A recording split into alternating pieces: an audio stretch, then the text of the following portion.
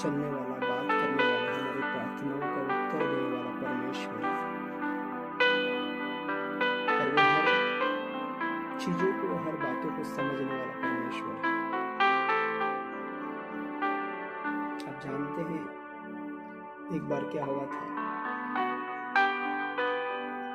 कि एक भीड़ में यीशु मसीह प्रचार कर निकला। एक स्थान से जब प्रचार कर निकला तो लोगों की भीड़ इतनी थी कि उस घर के चारों ओर इतनी भीड़ थी। जब वो वहां से प्रचार कर निकले तो बहुत सारे प्रचार को सुनने के लिए वहां पर इकट्ठा हो गए थे। बहुत सारे, हजारों लोग। कोई दरवाजे के ऊपर था, कोई खिड़की के पास था, कोई रास्ते में था, कोई घर के बाहर था, कोई छत के ऊपर भी थे। बहुत सारे लोग थे। जब यीशु मसीह उनमें से बाहर आता है तो बहुत सारी भीड़ की भीड़ यीशु के पीछे, आगे और चारों ओर थी। तो उस भीड़ में एक यायर नामक एक व्यक्ति था, एक याजक, एक यायर नामक एक अधिकारी था, जिनके पास अथॉरिटी थी, अधिकार था, और वो एक सरदार था। उसकी बेटी जो थी वो 12 साल की थी और एक लौती बेटी थी। बाइबल कहती है कि उनकी एक लौती बेटी जब मरने पर थी तो उनका पिता यायर यीशु मसीह के बारे में सुनकर कि वो कहाँ पर है, वो यीशु मसीह के पास चला गया। उस भीड़ में यीशु मसीह को पुकारता है, प्रभु है गुरु जी, मेरी लड़की जो है वो एक 12 साल की है और वो अब मरने पर है। प्रभु यीशु मसीह ने कहा,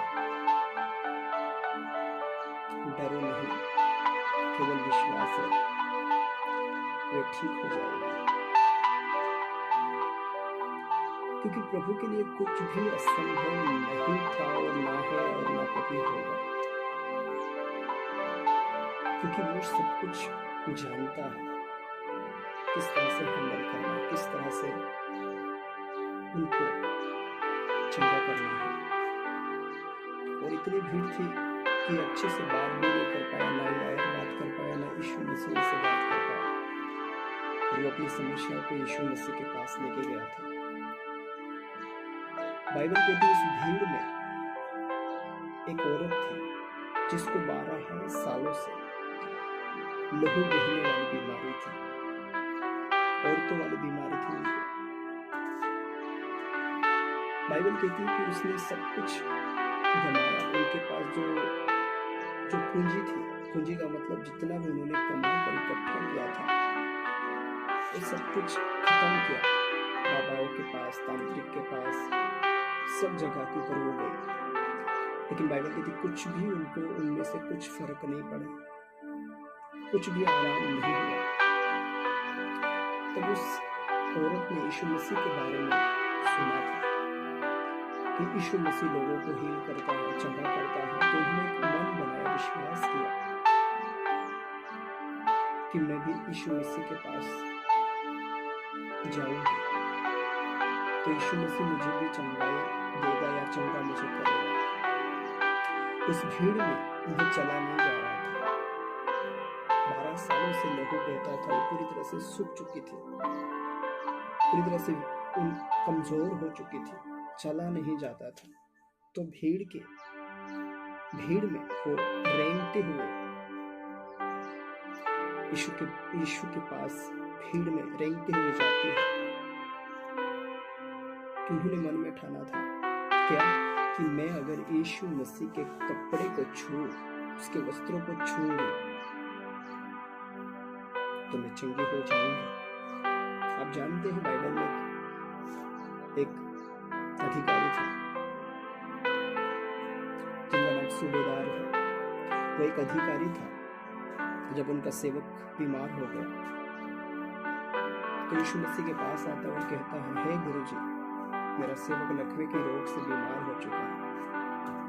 यीशु मसीह कहता है, मैं आके चंगा करूंगा उसको।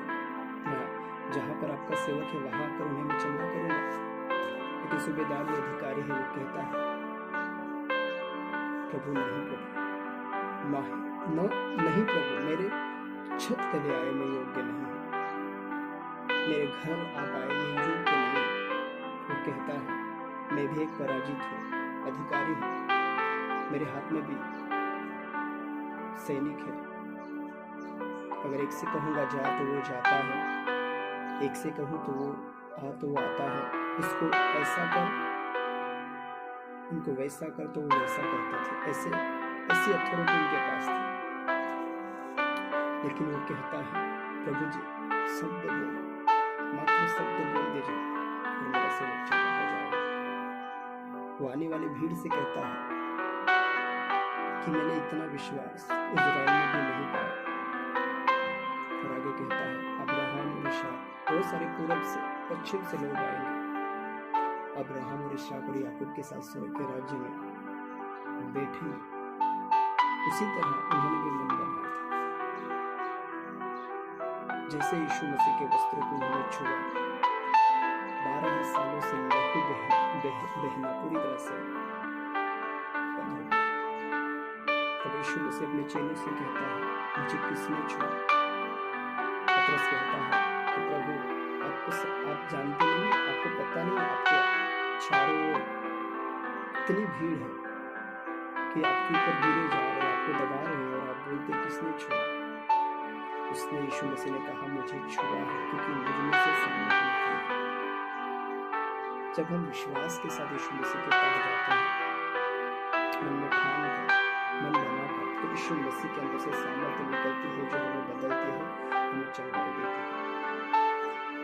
और वो डरते हुए, कांपते हुए यीशु मसीह के पास आते और कहते हैं, प्रभु मैंने ही आपको छुआ था, क्योंकि मैं 12 सालों से लहू बहता था और मैं बहुत परेशान थी। और मैंने विश्वास किया था कि मैं आपके कपड़े के छोर को छूऊंगी तो मैं चंगी हो जाऊंगी। तो मैंने प्रभु आपको छुआ था। यीशु मसीह कहता है, घबराओ मत, गुस्से से चले जाओ, शांति से चले जाओ, प्रभु ने आशीष दी। अगर आज हम यीशु मसीह के पास आएंगे तो क्या प्रभु हमें खाली जाने देगा? नहीं जाने। यार के घर यीशु मसीह चला गया, जो 12 साल से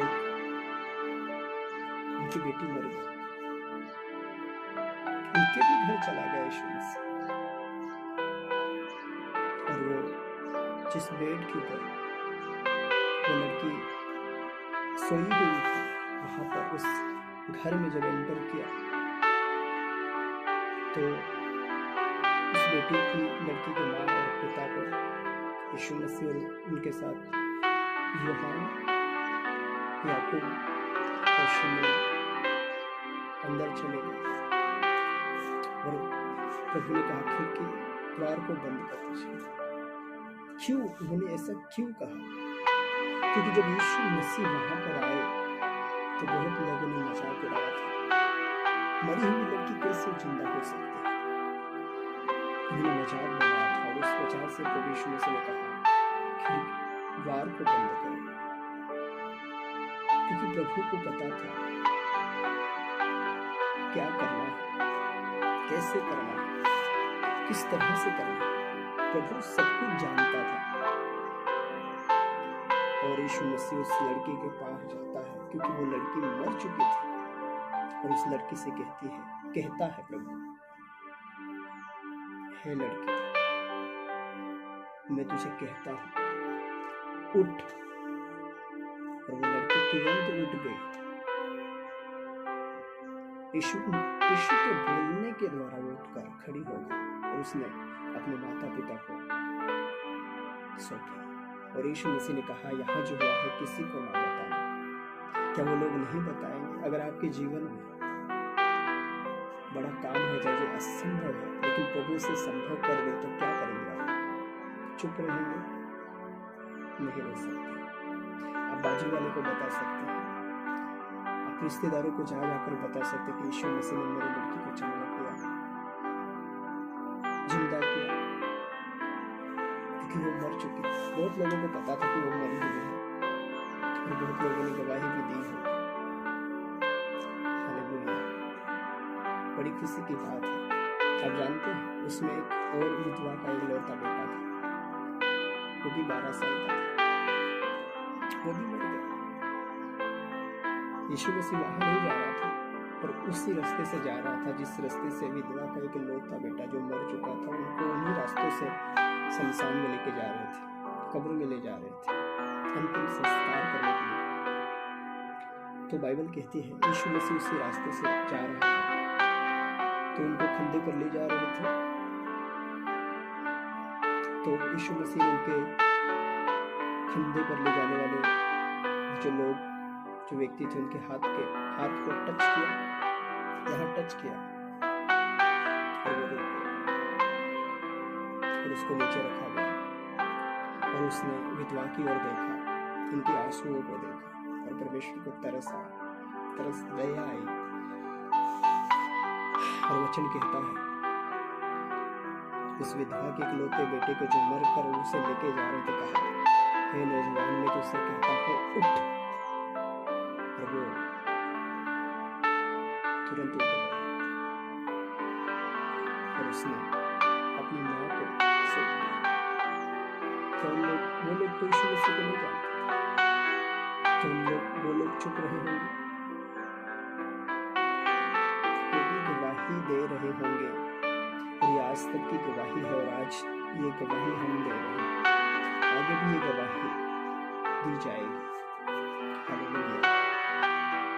और अंत में यीशु मसीह का वचन कहता है 11वें अध्याय में यूहन्ना में कि एक लाजर नामक व्यक्ति था जो मरकर 4 दिन हो गए। ये तो एक अनहोनी बात है, मरकर 4 दिन हो गए। 3 दिनों में तो हमारा शरीर सड़ जाता है, हमारे शरीर से वो चमड़ी गल जाती है, मिट्टी में जाना चालू हो जाता है। पूरी तरह से जंतु आकर खाने लग जाते हैं, हमारे शरीर सड़ जाता है, पूरी तरह से खत्म हो जाता है, हमारा शरीर से मांस पूरी तरह से गल जाता है। लेकिन बाइबल कहती मरकर 4 दिन हो गए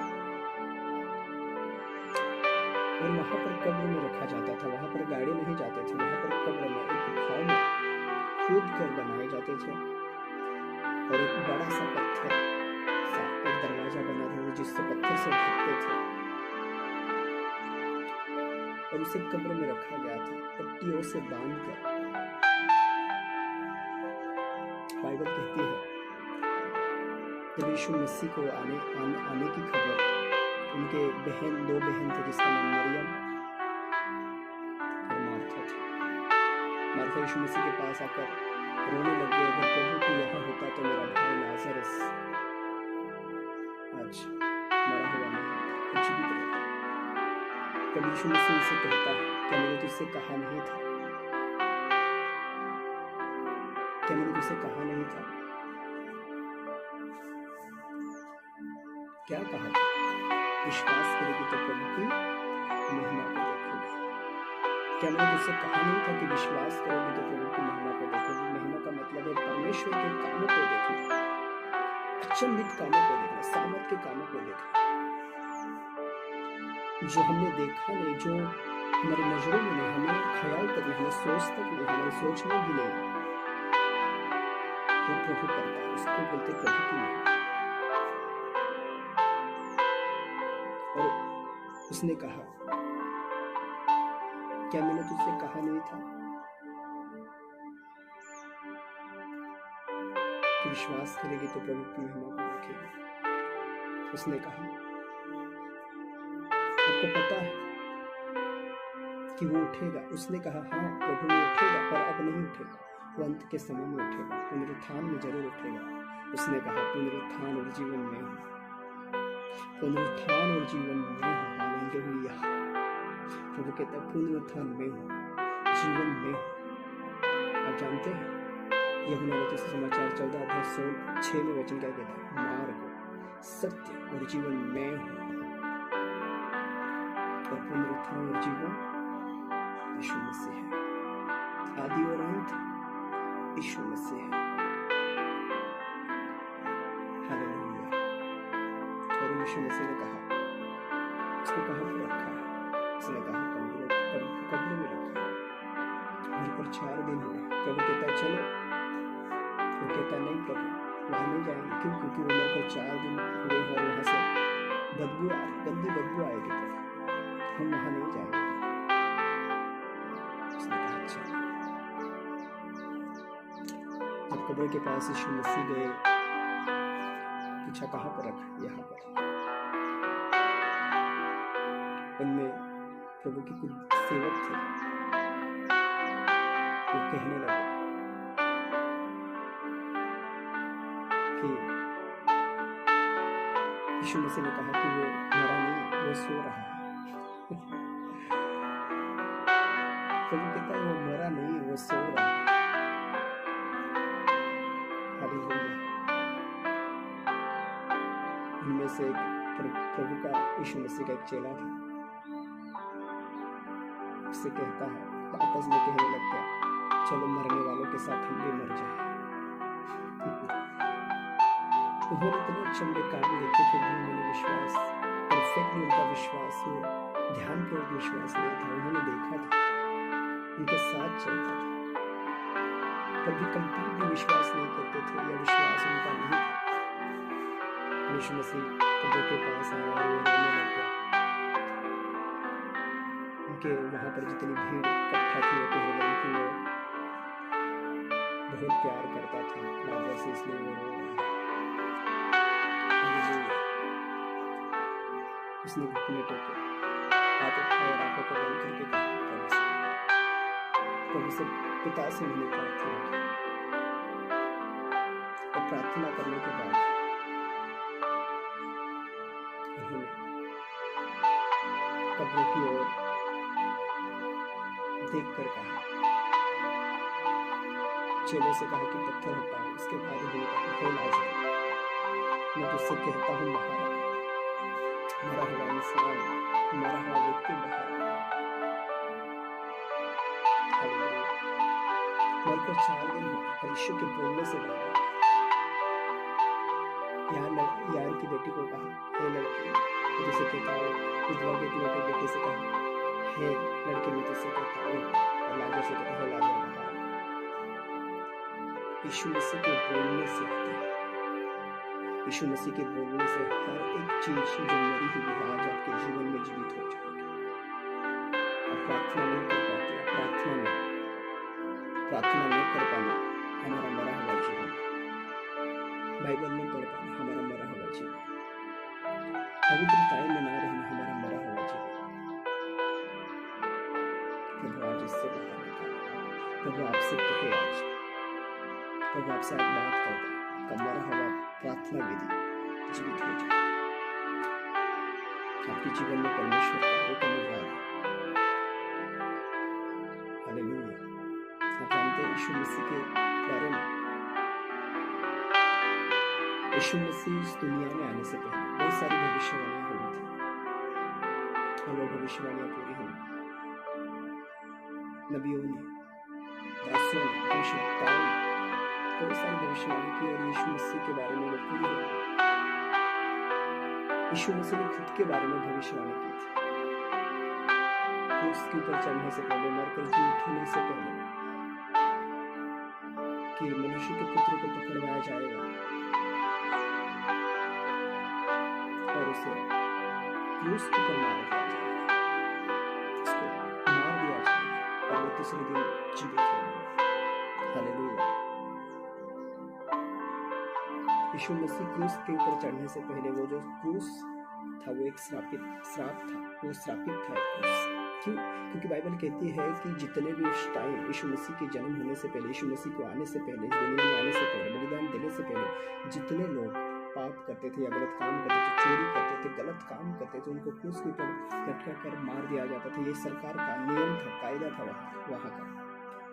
तो उन लोगों ने भी यीशु मसीह को गलत ठहरा कर उसको क्रूस के ऊपर चढ़ाया। जब यीशु मसीह को क्रूस के ऊपर चढ़ाया, वो श्रापित था और वो विजय की निशानी। हालेलुया। और शैतान को यीशु मसीह ने क्रूस के ऊपर हराया और हमें गले लगाया। हमारे पाप के लिए यीशु मसीह को कोड़े मारे, उनके मुंह के ऊपर थूका गया, उनकी आंख फोड़ डाली, उनके सिर में कांटों का ताज पहना। क्या हमारे माँ बाप कर सकते हैं? मैं क्लियर ही कह सकता हूँ, हमारे माँ बाप नहीं कर सकते।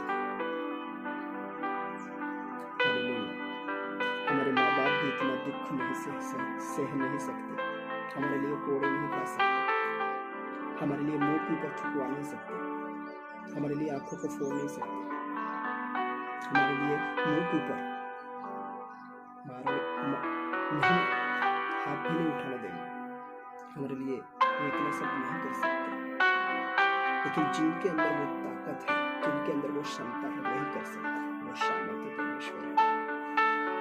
उसके सिर में इतने से सिर में मेंदू तक यीशु मसीह के जब कांटों का ताज ठोका गया, इतने तक लंबे कांटे उनके सिर में, उनके मेंदू तक घुस गए थे। हालेलुया। जब यीशु मसीह के ऊपर कोड़े मारे जाते थे, कितने ग्राम, 10 ग्राम, 20 ग्राम, 50 ग्राम, 200 ग्राम, 100 ग्राम मांस निकलता था। पूरा शरीर फाड़ दिया, हड्डियां दिखती थी यीशु मसीह के शरीर से। और हम उससे झूठा कहते हैं, हम इसके विरुद्ध में बोलते हैं, उसने तुम्हारे लिए अपनी जान दी है। मेरे लिए भी, मैंने भी पाप किए, मैंने भी किए थे गलतियां, मेरे लिए भी उन्होंने कोड़े खाए। सब मानव जाति के पाप के लिए उन्होंने अपना क्रूस उठाया, पाप उठाया, और वो क्रूस के ऊपर 3 खीलों में ठोका गया। इतने बड़े खीले थे।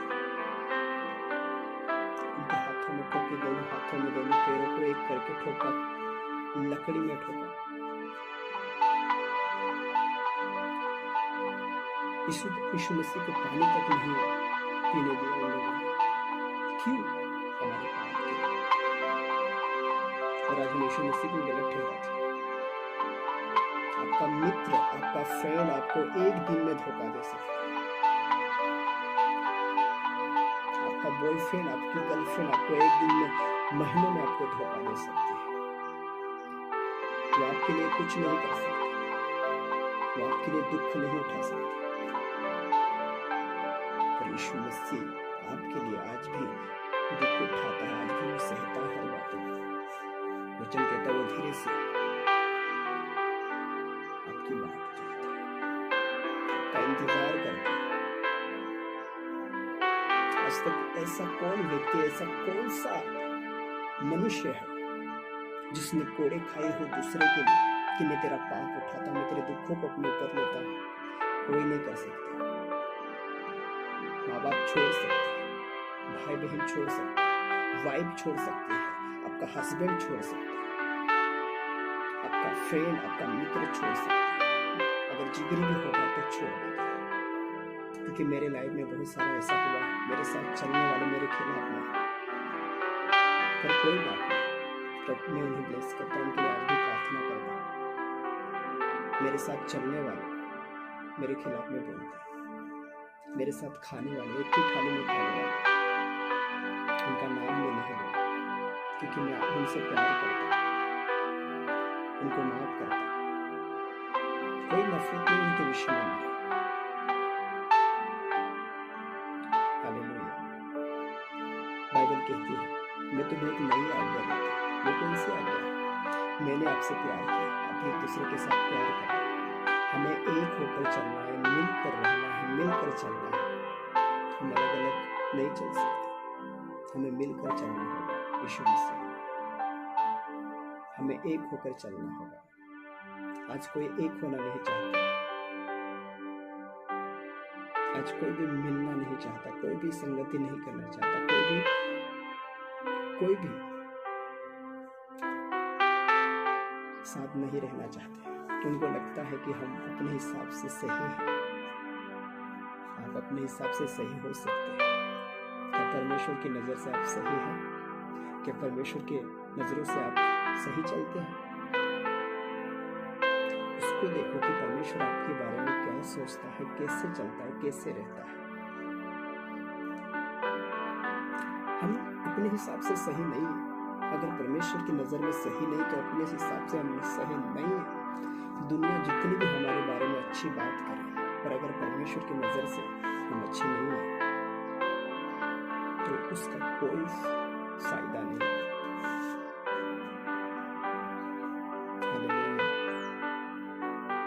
प्रभु हमें बचाने आया है, हमें जीवन देने आया है। वो धर्म नहीं बदलने आया।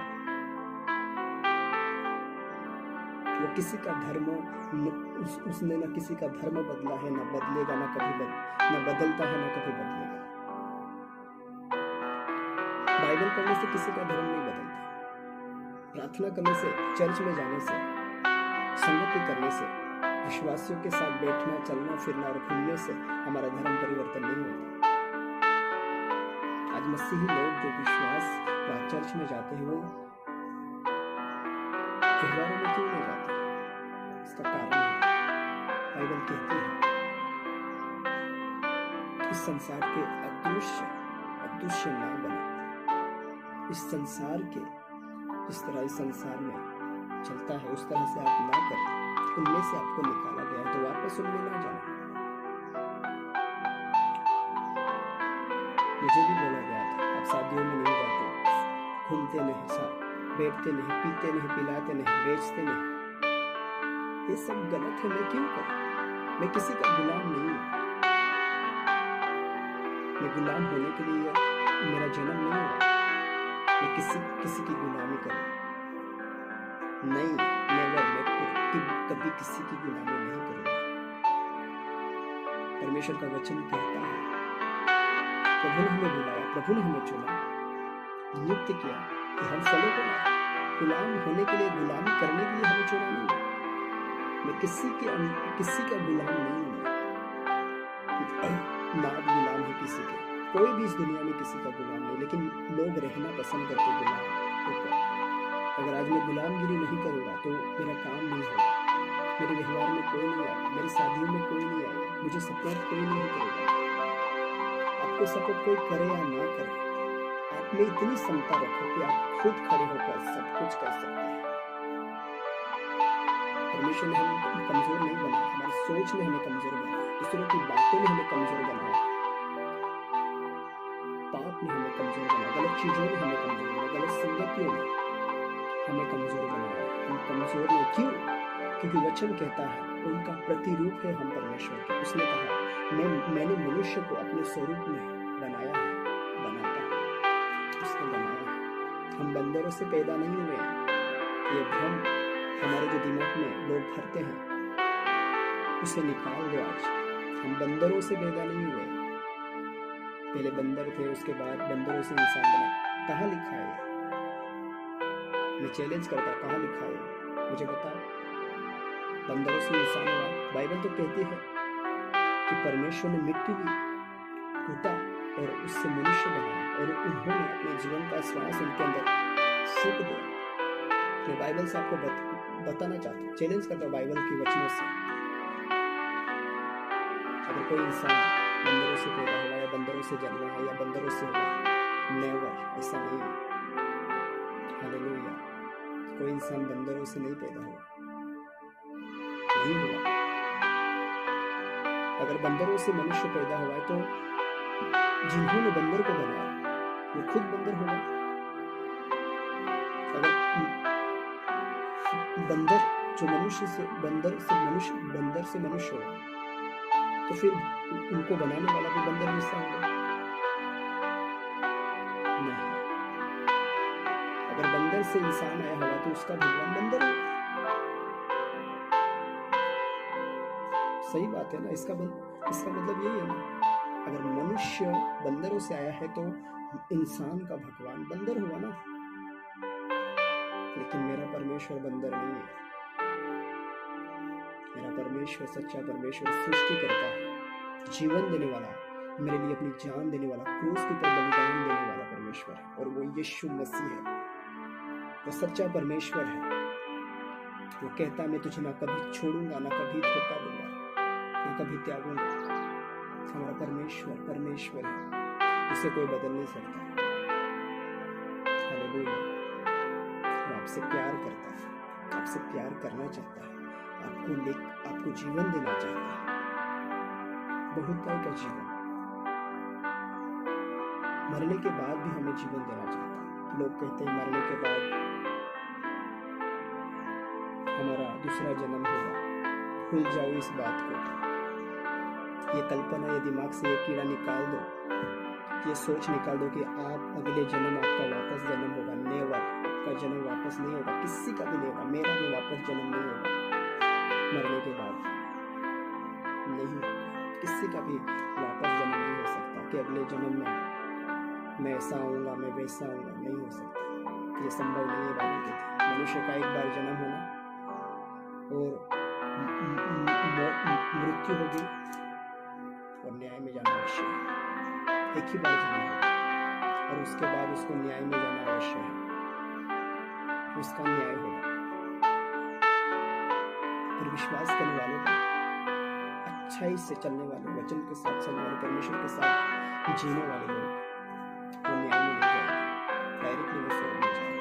प्रभु हमें स्वर्गीय जीवन देना चाहता है। बाइबल कहती है वहाँ न दुख, न पीड़ा है, न रोना है, न काम काज, न वहाँ शोक, कुछ भी नहीं वहाँ पर वो अब नहीं मिलेगा। मरने के बाद हमें मिलेगा। पर वो कैसे मिलता है?